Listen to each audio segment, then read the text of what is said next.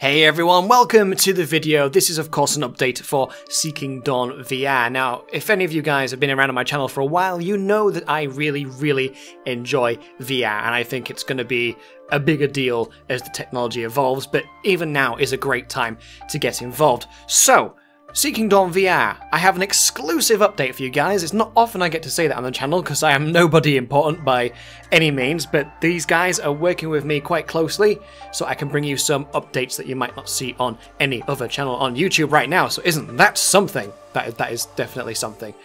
And I know a lot of people poo-poo VR, but it is actually really good. But besides the point, what I'm going to talk to you about today is some updates. Now, the guys have sent me over 45 minutes worth of video showing the game, which, while at the moment is, I would guess you would describe as early access alpha right now. This is all alpha footage, but it's already looking really damn good. Something akin to Fallout 4 VR, which is also due out quite soon. This obviously isn't, this is still going to be undergoing a whole bunch of changes, but there is some great news, and that is everybody that's been asking about the PSVR version, there definitely is going to be a PSVR version, and the optimization for it is looking good. I can confirm that for you guys right now. It's not going to release at the exact same time as the Oculus and Vive version, but it is definitely coming, and it's all shaping up to look quite good. One of the main things they're focusing on at the moment is some of the NPC interaction. They're working on kind of getting a good heavy lore going on for some of the good guys and the bad guys in the game. So far we know that there's going to be a faction called the First Centauri Republic, who are going to be the good guys, and then the Alpha Centauri Commonwealth, who are not going to be good guys. They're going to be the bad guys. Presumably both of them are going to be human, or possibly some of them are going to be... Obviously there's going to be many different NPCs that you come across in the game, but as far as I'm aware, these both guys are going to be human and some kind of offshoot. As far as I can see, we're still quite thin on the ground on details, but going by the video footage, they at least seem to be humanoid. Obviously some of the artwork for the game has showed off some various different enemy types, but I believe these guys that we're talking about are going to be guys as in human.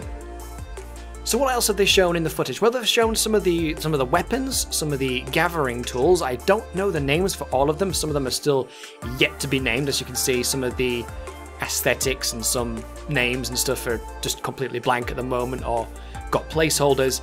But there are some really clever things going on for some of the crafting, like this weapon here that you fire like a grenade or some kind of gadget onto a tree rather than chopping down the tree in VR, which might not be very exciting. You have a little gadget that does it for you, which is pretty cool. And there's something quite similar that harvests stone as well, and gemstones, and that looks pretty funky when that goes off to do its thing. You saw that in the opening clip. We also got to see some more of the crafting, and this bit of the crafting right here is what interests me the most, because this looks really funky. I can't wait to see some epic things be printed out in this kind of weapon 3D printer. I hope they can do more like this, so we can actually see the thing being crafted like that, because that looks pretty damn cool in VR. Rather than just making something and it popping into your inventory or something like that, you actually get to see it being made. That's pretty cool.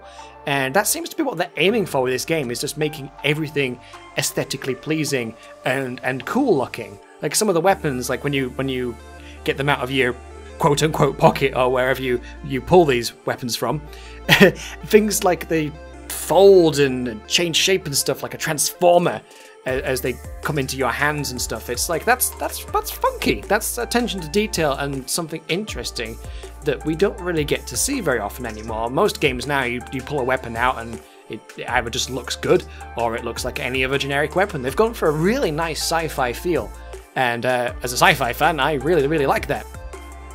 So at the moment, in this particular video release, like I say, it's 45 minutes. There was a lot to go through, so there's probably going to be a couple of videos. But obviously the main thing of focus here is one particular level. It's going to be an open world game, but there's going to be like different biomes, so they haven't confirmed what's going to happen between getting to these places. There's potentially going to be a vehicle that you'll get on and then obviously quote-unquote travel somewhere, probably a cutscene or something, or possibly have like a teleporter not a weapon, but like a gadget that you can use to get to these different biomes and stuff. Again, nothing fully concrete, but if you watch the AMA I did, the community media chap, when we had the big discussion, we went through a lot in there. There was a lot of questions asked and a lot of answers given, which is always good. But the focus here in this video is the very, very lovely looking snowy area. I don't know if it's been given a name yet. I believe they're still naming a lot of things, not just the weapons, but the places, some of the creatures and stuff. And in the community on the Facebook and Twitter, they have been asking people for ideas for naming things. So I suggest popping over to any of the community places so you can have your input, because you never know, something that you give a really cool name might actually make it into the game.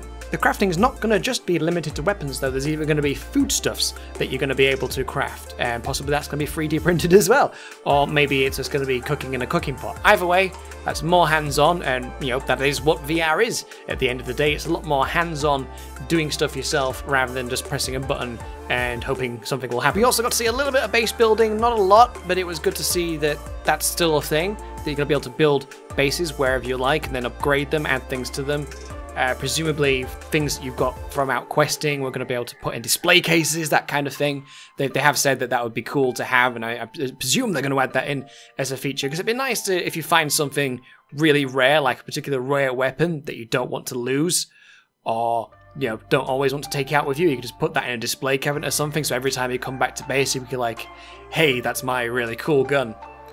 Because that'll be good for things like co-op and stuff, to be able to show your friends in your base these other things that you've managed to craft, or these things you've managed to find out on your adventures. It'd be really cool and very social to have that kind of interaction and have things like that within your base. Maybe you'll be able to base build things together. Who knows? At the moment, I don't know if that's definitely going to be a thing or not, but it's a good idea to have. I hope they implement that.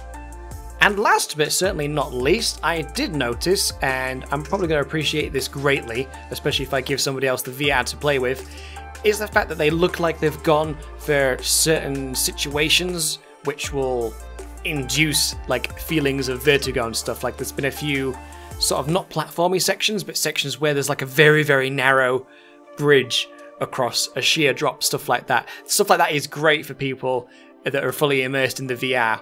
One of my favourite games to put people on, and it's not really a game, is the infamous Richie's Plank experience on VR. Because even though you know it's not real, you look over the edge and you see a sheer drop, and that fight or flight reaction actually does happen inside you, and you get that adrenaline rush. Even though you know it's not real and doesn't look remotely realistic, it's very strange. It's a very strange sensation to actually be in VR and have things like heights or objects and stuff thrown at you and stuff. It's very disconcerting, because obviously it's 3D and not 2D. When you're watching a trailer for a VR game, you don't really get the full impression of how it's actually going to be, because it is completely different when you're actually in there experiencing it. Anyway guys, I think that's pretty much it from me. I don't want to ramble on too much, but I'll let some of the footage speak for itself. But don't forget that it is alpha footage, early access alpha footage, so judge ye not until we actually get some further updates on how the project is going. But this is definitely one that I am very, very, very closely following, because I can't wait. I love sci-fi, I love RPGs, and I love VR, so that's three things all rolled into one. So once I've finished Fallout 4 VR, again, Fallout 4 again, but in VR, then I've got this to look forward to, and I will certainly be doing some further videos on it, especially when it comes out. Do a couple of live streams, do some YouTube videos on it. I can't wait, I'm super excited, especially the base building is what really intrigues me for VR. I want to see what that's like to experience with the headset on.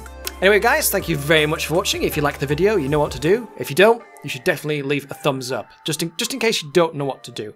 It's also really helpful if you subscribe to the channel if you want to see more. And if I didn't tell you that, how would you know? It's not like any YouTuber ever tells you to like and subscribe.